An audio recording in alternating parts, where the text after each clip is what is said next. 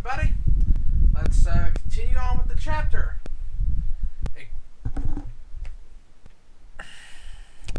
Welcome back, everybody. Let's continue with the chapter.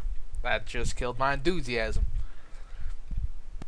Ignoring it, I looked around. Large, fancy desk, chair, filing cabinets, a poster in a black-lit frame. The same poster I had seen on several other times in the factories, but this one was in better condition, showing graceful Pegasus ponies soaring through the sky, rainbows exploding behind them as they shot down a dark, demonic striped figure with evil glowing eyes. Better warped than striped. Join the equestrian forces today! And a wardrobe. My eyes barely touched these, moving to the important things first. The office had a terminal I could hack, a wall safe I could pick, and a personal elevator that, if worked, I could get safely to the first floor and out of this death trap. There was an ammo box under the desks, which then my eyes fell on something unique.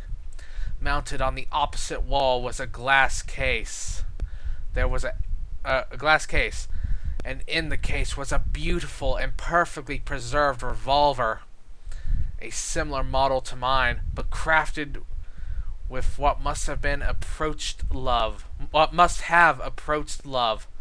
It had a scope and an ivory bit molded for extra comfortable fit in the mouth and the ease of trigger. On the handle was an emblem, 3 apples. I tried my hoof, so to speak, at the safe first. It was tough, taking a few attempts, but after breaking one bobby pin, I learned better how to prevent further losses. The safe opened with a generous click. The impressive amount of objects made me wonder if my excursion into the iron-shod firearms hadn't been worthwhile at all. I started sorting the treasures from the rubbish.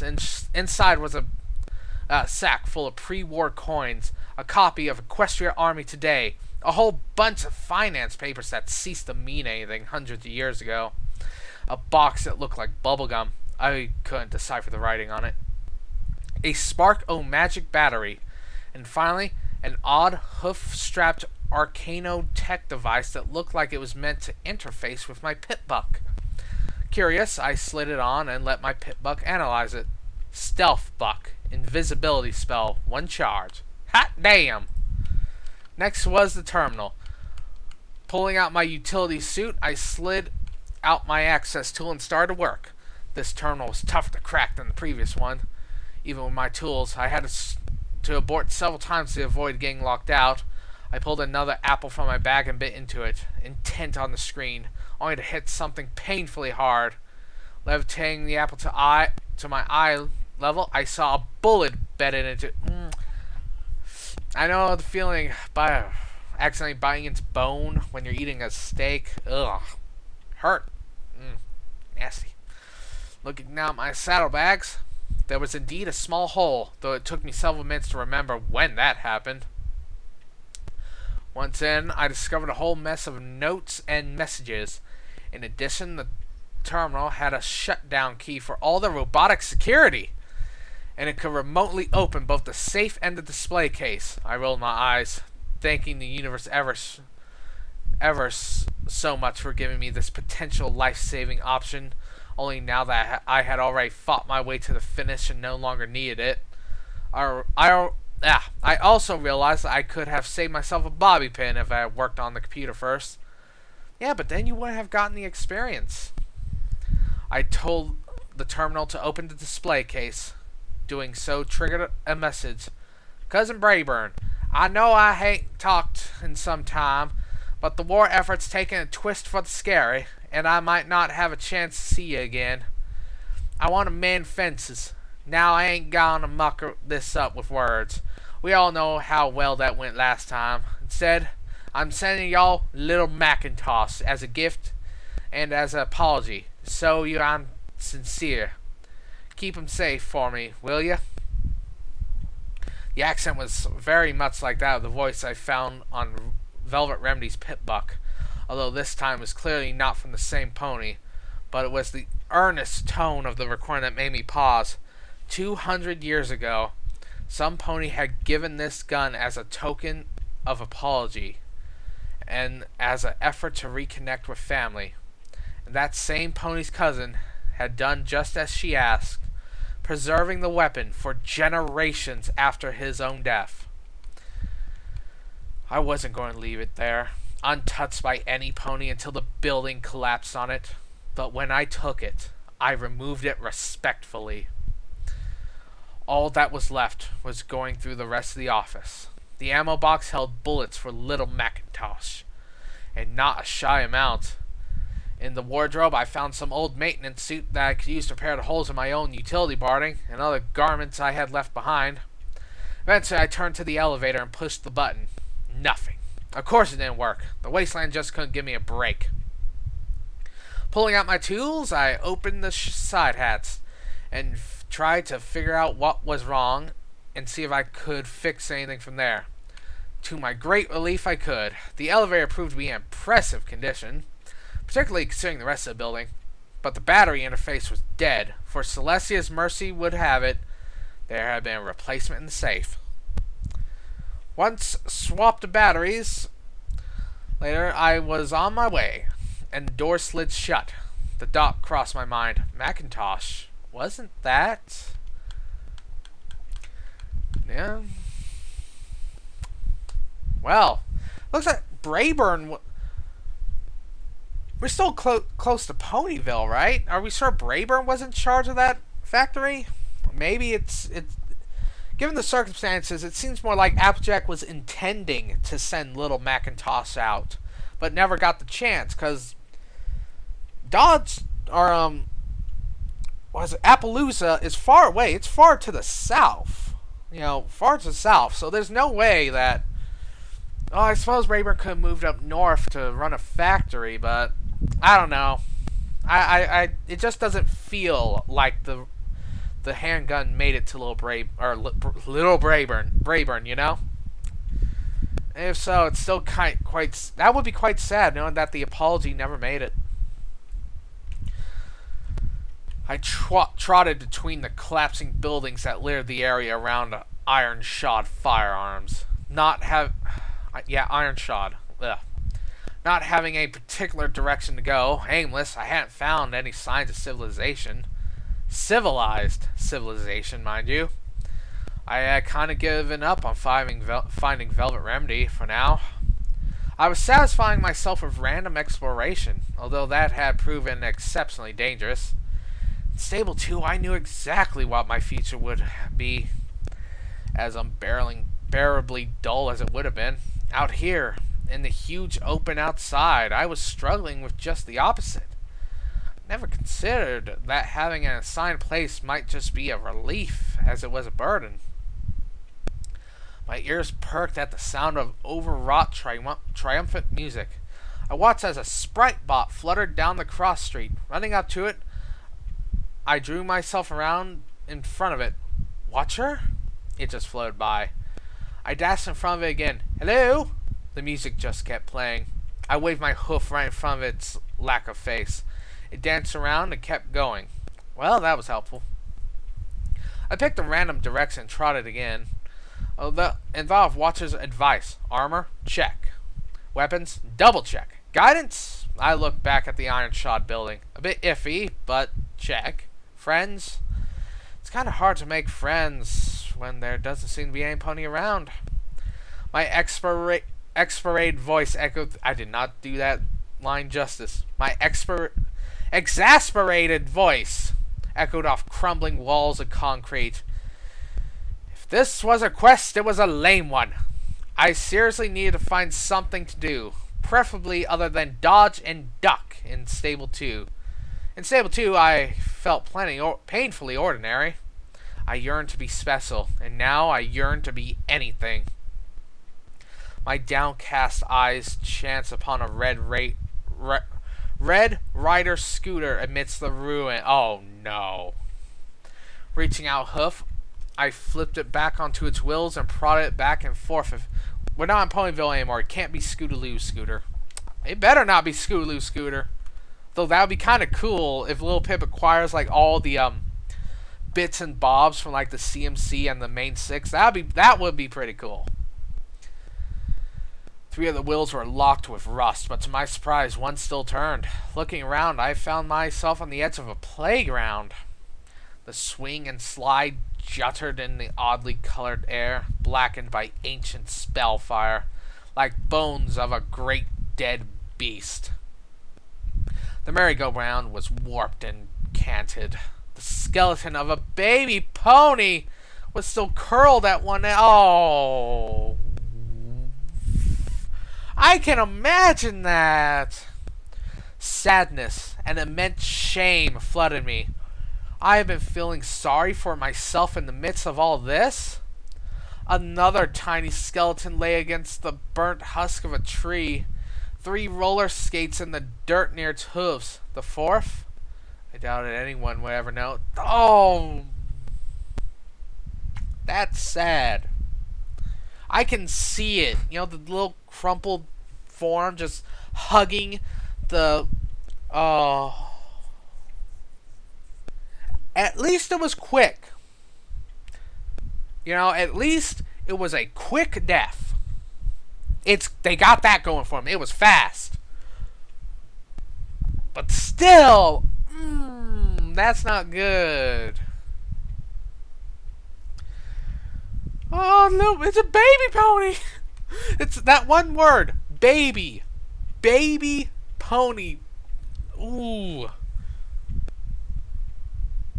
Ooh, that hurt. It hits me. Really hit me. I plodded on, moving through the silent, impromptu graveyard. At the far end, sheltered by walls that were mostly still intact, I found an old vending machine, Sparkle Cola. The machine still advertised through the years of grime. It featured a blacklit emblem of stylized carrots. Surprisingly, the machine still looked functional. Fishing out a few pre-war coins, I fed them into the machine. I didn't actually expect that it would still have soda after all these years.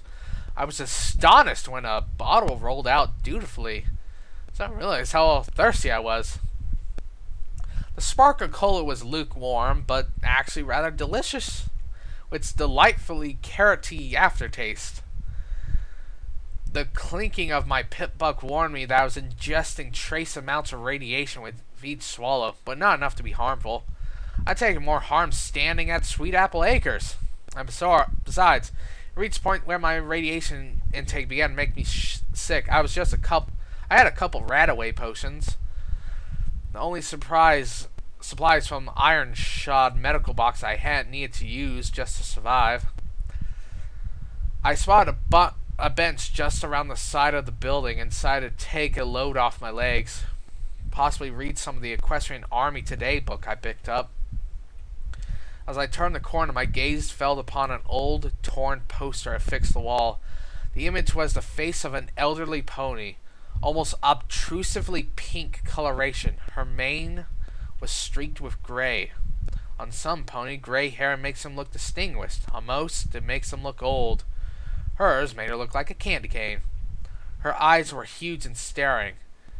I could swear, poster or not, that she was looking right at me. Some pony had ripped the poster right through the middle. I had no idea what her expression was supposed to be, but I couldn't help but feel I was doing something wrong.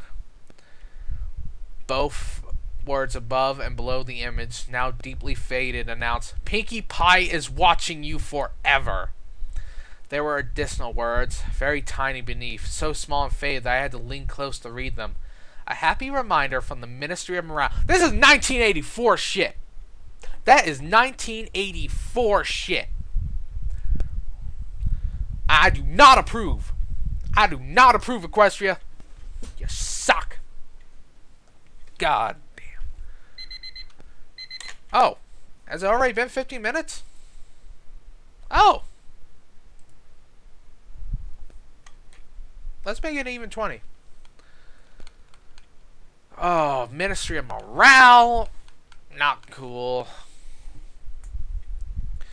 The watcher's voice erupted from over my shoulder, making me jump high enough my horn whacked the ceiling. Another well-meaning idea that was so much better on a scroll. That's how they usually are, man. I gasped, willing my heart to beat regularly again, and felt a fleeting empathy was sawed off. The sprite bot was hovering right next to me. Celestia, those things were silent when they weren't playing music. Are you trying to give me a heart attack? Oh, sorry. I gave the flying orb a glare. I forgot about the bents and started trying to enjoy the rest of my sparkle cola. The sprite bot followed. I see you got some armor. The mechanized voice seemed hesitant. I didn't ask why. Watcher either didn't care enough to explain or thought better. She is wearing Raider armor. Little Pip is wearing an amalgamation of Raider armor. And she's probably filthy. I wouldn't be surprised if most ponies who looked upon her at the site would think she's a Raider. I would not be surprised if that happens, because she probably looks like a Raider. And I'm fine with that. I love the idea of cobbled together scrap armor. It's a cool idea. It's usually shit in reality, but at least it can look cool. And that's all that really matters in role-playing. What I can't explain. Oh, she's also covered in dried blood too. Yeah, she looks like a Raider. That's all there is. Maybe the fact that I was walking through the equestrian wasteland in an outfit coated inside and out with drying blood gave it pause. I could probably go up to any stable pony and go, I'm an evil bad nightmare pony. Arr! And even despite my size, they would take one look and flee. I sipped my cola and wished desperately for some place decent to bathe. Problem was, any water clean and radiate free enough to take bath in would be too precious to pollute. One of my canteens was empty, and the second nearly so. Maybe the reason you're having trouble finding your place is you haven't discovered your virtue yet. The watcher offered out of thin air. I stopped. What? How did you know? Oh, never mind. Then, what do you mean by my virtue? Well, the flying ball began. The greatest heroes of Equestria, ponies with lifelong bonds of unbreakable friendship and strength, were each known for exemplifying one of the great virtues of pony kind. Kindness, honesty, laughter. Laughter's a virtue? I asked dubiously. Roll with me on this. The sprite bot continued while breaking stride. Generosity, loyalty, and magic.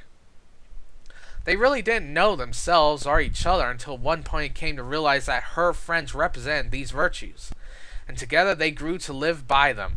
Now, I'm not saying they're the only virtues.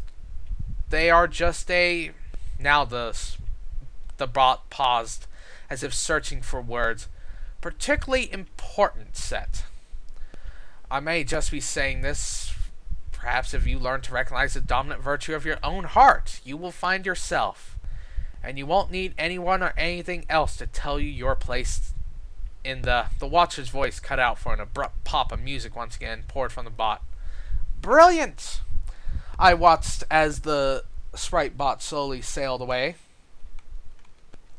Well, if that wasn't a load of pony pies, I don't know what was. Finishing my soda, I tossed the empty bottle amidst a pile of others. Empty bottles littered the equestrian wasteland like weeds. They don't believe in the harmony anymore. And I'm calling bullshit, because it's starting to seem like the element bearers weren't doing their fucking job. And they're supposed to bring harmony and love and stuff and friendship. They didn't do that. They weren't helping with that. Oh. Okay, I'm cutting in here. Well, I saw the image of the little baby pony. I know they're not actually that small, but it's what I imagine. Just a little baby pony wrapped up around the... Oh, I need a minute.